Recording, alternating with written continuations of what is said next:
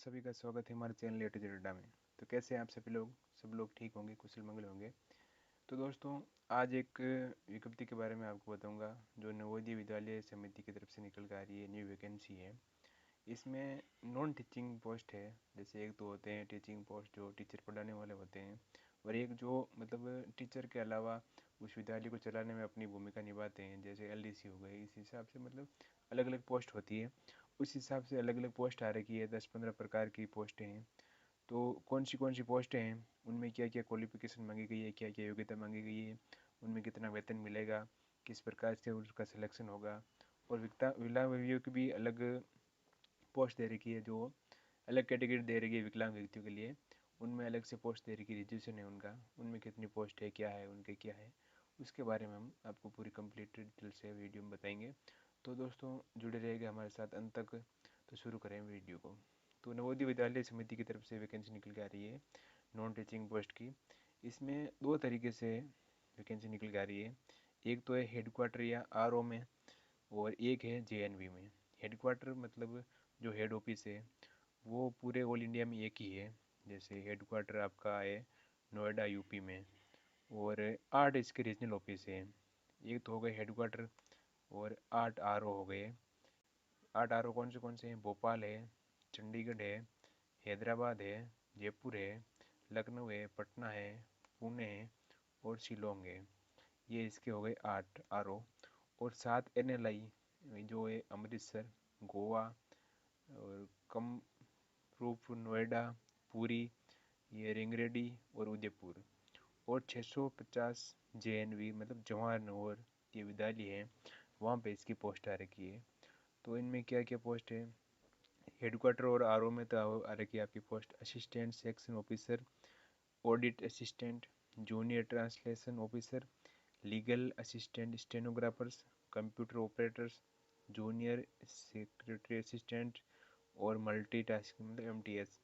और जो जेएनवी जो स्कूल है जवाहर नवोदय विद्यालय, इसमें फीमेल नर्सिंग स्टाफ है, केटरिंग सुपरवाइजर है, जूनियर सेक्रेटरियल असिस्टेंट है, इलेक्ट्रिशियन प्लम्बर है, लैब अटेंडेंट और मेस हेल्पर है। ये पोस्ट आ रखी है। तो ये पोस्ट अब मैं आपको बताऊंगा कि विकलांग की किन किन कैटेगरी के अंदर ये पोस्ट आ रखी है, किन किन विकलांगों को इसमें शामिल किया गया है। सबसे पहले ये वे इनकी कैटेगरी दे रखी है। जैसे एलवी हो गया, ओएलवी हो गया, सीपी, एलसी, ये इनकी कैटेगरी है। और जो सब में अलग अलग कैटेगरी दे रखी है कि किस किस को क्या क्या कैटेगरी में शामिल किया जाएगा। वो मैं आपको ये जो कंप्लीट नोटिफिकेशन है मेरे वीडियो के लिंक डिस्क्रिप्शन में लिंक दे दूँगा, आप इसको भी ज़रूर पढ़िएगा। और मैं बता दूँ कि इनका मतलब क्या क्या होता है। जैसे नीचे पूरे दे रखा है, इसमें टोटल 14 प्रकार की पोस्टें हैं। इसमें नीचे दे रखा है एलडी का मतलब locomotor disability, VI visual impaired, HI hearing जो सुनने में, ईएक्सएम का एक सर्विसमैन है, एन फिजिकल रिक्वायरमेंट, और एस का सीटिंग, एसटी का स्टैंडिंग, डब्ल्यू का वॉकिंग। जो आपकी कैटेगरी है विकलांग की, आप इनमें ढूंढ सकते हैं कौन सी कैटेगरी है। जैसे ओ ए का मतलब है वन आर्म मतलब एक हाथ से, और ओ एल का मतलब वन लेग, बी ए का मतलब बोथ आर्म्स। जैसे ये कैटेगरी अलग अलग दे रखी है। आप अपनी कैटेगरी अपने हिसाब से चूज कर लीजिएगा किस किस कैटेगरी में आपकी दे रखी है। आगे बात करते हैं इसके लिए क्या क्या फीस दे रखी है। तो फीस की बात करते हैं तो फीमेल नर्सिंग स्टाफ के लिए तो 1000 रुपये फीस है। जनरल मतलब जो भी जनरल और ओबीसी जो नॉन क्रीमिलियर और ईडब्ल्यूएस के लिए जनरल, उनकी फ़ीस है 1000 रुपये एप्लीकेशन फ़ीस है, और 500 रुपये प्रोसेसिंग फ़ीस है। कुल मिला के टोटल 1500 रुपये इसकी फीस हो जाएगी। और जो मतलब विकलांग व्यक्ति है या SC ST के हैं, उनके लिए एप्लीकेशन फ़ीस नहीं लगेगी, ओनली फॉर प्रोसेसिंग फ़ीस लगेगी जो कि 500 रुपये है। और जो अलग पोस्ट हैं नर्सिंग स्टाफ के लिए ही सिर्फ 1000 रुपये है, बाकी के लिए इनके लिए 500 रुपये है। जैसे असिस्टेंट जो भी अलग कैटेगरी की पोस्ट हैं उनके लिए 500 रुपये एप्लीकेशन फ़ीस है, और 500 रुपये प्रोसेसिंग फ़ीस है। इनका कुल मिला के 1000 रुपये हो जाएगा। किन किन की?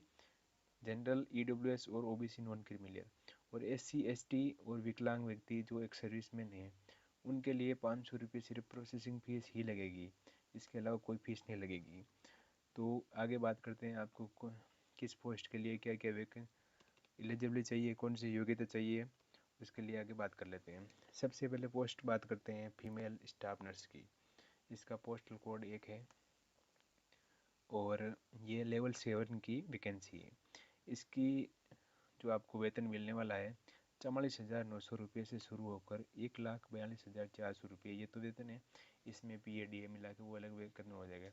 और अपर एज लिमिट इसमें दे रखी है 35 साल।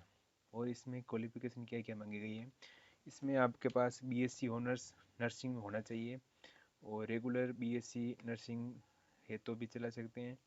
और आपके पास पोस्ट BSc नर्सिंग है जो मतलब GNM के बाद करते हैं वो, और रजिस्टर नर्स मतलब मिडवाइफ GNM वगैरह, और एनी स्टेट नर्सिंग काउंसिल, और 2.5 ईयर मतलब 2.5 साल का एक्सपीरियंस होना चाहिए मिनिमम 50 बेड के अंदर हॉस्पिटल के अंदर।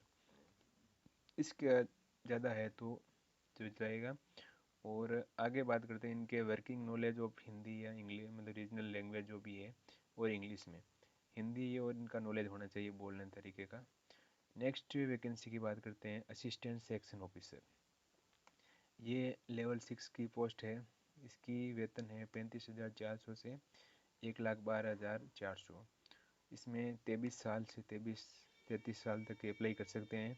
इसमें क्वालिफिकेशन क्या मांगी गई है, इसमें सिर्फ आपके पास बैचलर डिग्री होनी चाहिए मतलब ग्रेजुएशन। आप किसी में भी BA BSc BCom कुछ भी कर रखी है वो चल जाएगा। और 3 साल का एक्सपीरियंस मांगा गया है। एक्सपीरियंस किसके अंदर मांगा गया है, एडमिनिस्ट्रेटिव फाइनेंशियल मैटर और सेंट्रल गवर्नमेंट कोई भी है उसके अंदर आपका 3 साल का एक्सपीरियंस मांगा गया है। नेक्स्ट पोस्ट बात करते हैं ऑडिट असिस्टेंट। इसकी लेवल 6 की पोस्ट है, 35,400 रुपये वेतन है लगते ही, और 18 से 30 साल तक के अप्लाई कर सकते हैं। इसके लिए योग्यता क्या क्या मांगी गई है, आपके पास BCom होना चाहिए, BCom है तो आप इसमें अप्लाई कर सकते हैं। नेक्स्ट बात करते हैं 3 साल का एक्सपीरियंस इसमें भी मांगा गया है। अकाउंट वर्क का आपको एक्सपीरियंस होना चाहिए। आप गवर्नमेंट सेमी गवर्नमेंट या भी किसी भी ऑर्गेनाइजेशन है उसमें काम कर रखे हैं, 3 साल का आपके पास एक्सपीरियंस होना चाहिए। और इसमें क्या दे रखा है, direct required will have to, जो आपकी PC है वो आपको मतलब टेस्ट होगा इसके मतलब रिकॉर्डिंग दे रखा है। Junior translator office, junior translator office की भी सैलरी 35,400 है। इसकी अपर एज लिमिट 32 साल तक अप्लाई कर सकते हैं। और इसमें क्वालिफिकेशन क्या क्या मांगी गई है, इसमें आपको मास्टर डिग्री मतलब PG होना चाहिए। मास्टर डिग्री में भी क्या दे रखा है, मास्टर डिग्री में university in Hindi with English compulsory subject होने चाहिए। आपके जो भी मास्टर डिग्री की है MA उसमें हिंदी और इंग्लिश कंपलसरी सब्जेक्ट होना चाहिए। And medium of examination degree level, आपका जो भी एग्ज़ाम होगा वो डिग्री लेवल का होगा, ठीक है। और master degree English with Hindi ये कंपलसरी का है। और ये जो क्वालिफिकेशन है हिंदी और इंग्लिश आपकी कंपलसरी होनी चाहिए, ये आपको इसमें बता रखा है।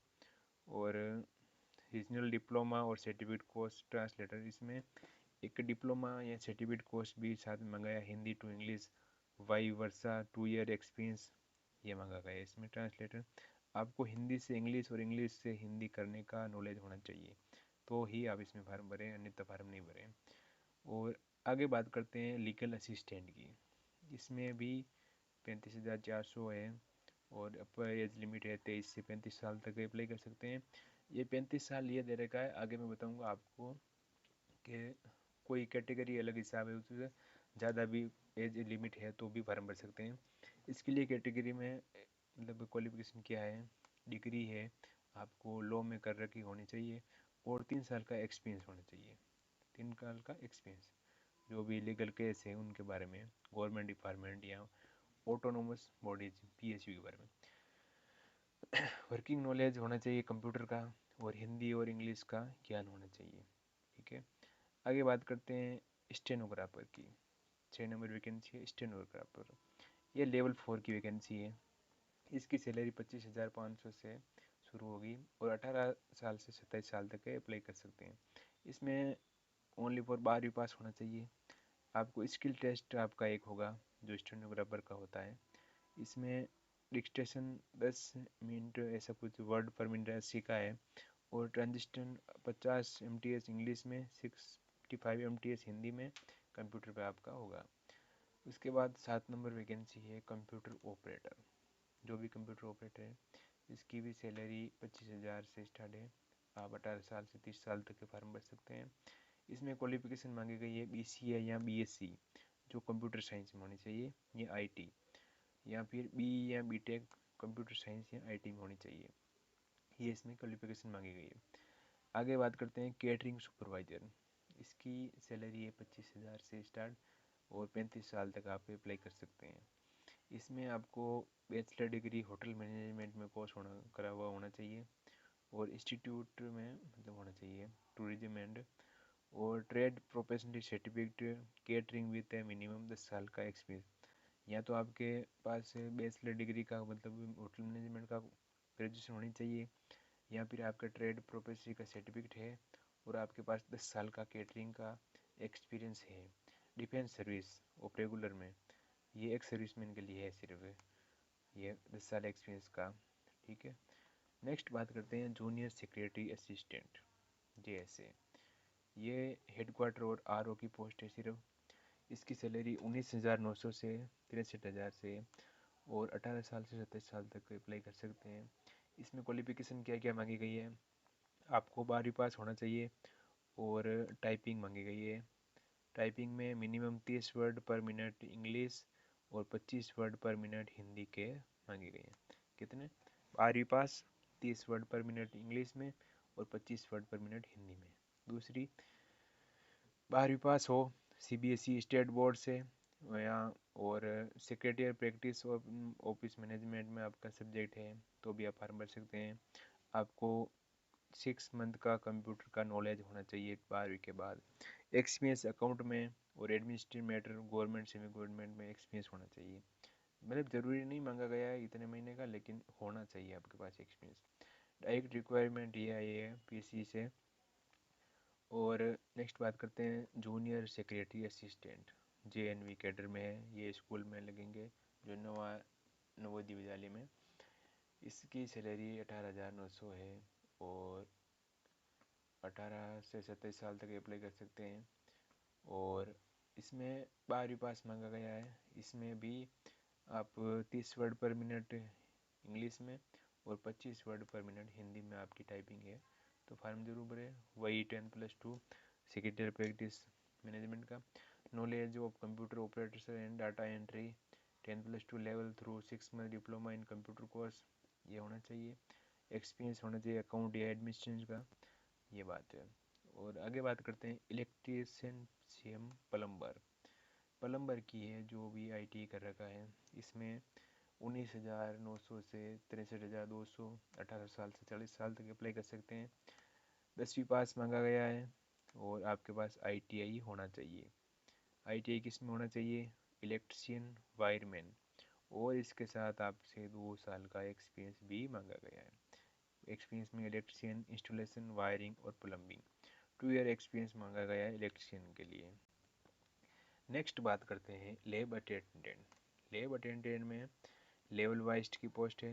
18 साल से 30 साल तक अप्लाई कर सकते हैं और 18,000 से स्टार्ट सैलरी है।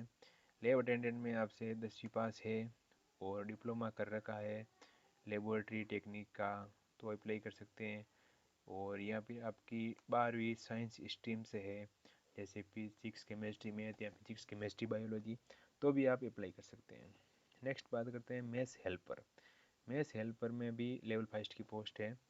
इसमें आपके 10वीं पास तो मांगा गया है, उसके साथ 5 साल का एक्सपीरियंस मांगा गया है। 5 साल का एक्सपीरियंस किस में है? 5 साल का एक्सपीरियंस है government registration organization mess school में, क्योंकि वहाँ स्कूल में लगाएंगे आपको। और passing of skill test prepared by NVS, इसमें स्किल टेस्ट आपको होना चाहिए पास।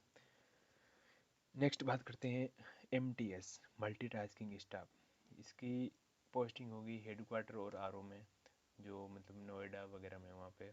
और ये भी लेवल 5 की पोस्ट है और इसकी 10वीं पास मांगा गया है सिर्फ, ने कोई अलग अदर क्वालिफिकेशन कुछ नहीं। आगे एज रिलेशन की बात करते हैं कि किन व्यक्ति को कितनी छूट मिलेगी। जो SC ST के लोग हैं उनको जो एज मैंने बताई आपको, उसके अलावा 5 साल की छूट मिलेगी। जो SC ST के हैं वो, और जो OBC नॉन क्रीमिलियर जिनकी आय 2.5 लाख से कम है, वो OBC नॉन क्रीमिलियर है, उनकी 3 साल की एज रिलेशन मिलेगा। इसके आगे बात करते हैं आपको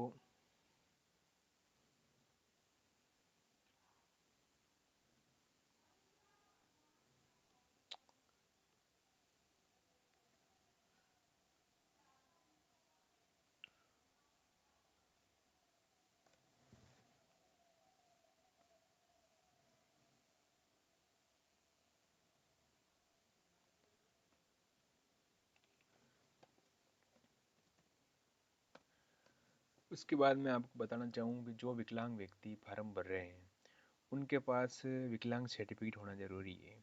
विकलांग सर्टिफिकेट में 40% कम से कम विकलांगता होनी चाहिए। कम से कम 40% विकलांगता है, और 2016 का जो एक्ट है उसके अनुसार उनका विकलांग सर्टिफिकेट बना हुआ है, वो ही इसमें मान्य होंगे। मैंने आपको पहले भी बताया था जो विकलांग व्यक्ति है वो कौन सी कैटेगरी है, वो मैंने आपको बता दी थी, और वापस बता देता हूँ आपको कि कौन सी कैटेगरी है। जैसे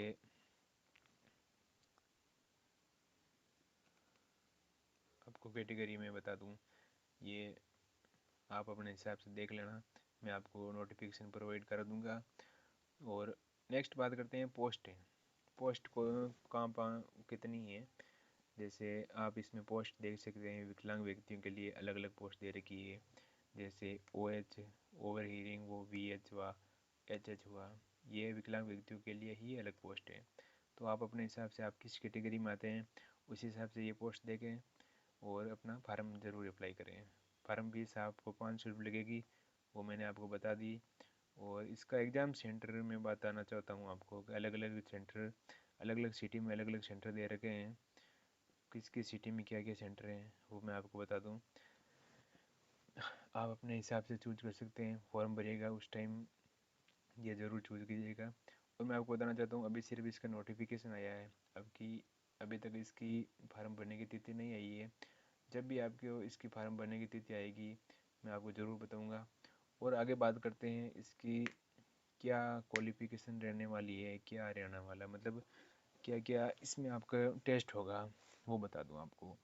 इसमें जो सबसे पहले फीमेल नर्सिंग स्टाफ है उसके लिए आपके एक टेस्ट होगा, जिसमें पार्ट फर्स्ट में रीजनिंग आएगी, पार्ट जो 15 नंबर की होगी। सेकंड में जनरल GK GS वो भी 15 नंबर का, और लैंग्वेज जो 10 नंबर हिंदी के मतलब, और 10 नंबर GK के मतलब इंग्लिश के 20 ये आपका 2.5 घंटे का टेस्ट होगा। और पाँचवा 70 नंबर का आपका सब्जेक्ट नॉलेज होना चाहिए, जो भी आपकी नर्सिंग में 70 नंबर का ये होगा। टोटल मिला के 120 क्वेश्चन 120 नंबर के 2.5 घंटे का टेस्ट है। नेक्स्ट बात करते हैं असिस्टेंट सेक्शन ऑफिसर की। इसमें रीजनिंग एबिलिटी 15 नंबर की, और मैथ 15 नंबर की, लैंग्वेज टेस्ट 10 नंबर मतलब 15 नंबर की हिंदी, और 15 नंबर की GK, दोनों मिला के 30 नंबर की। और बेसिक नॉलेज ऑफ कंप्यूटर ये 10 नंबर का।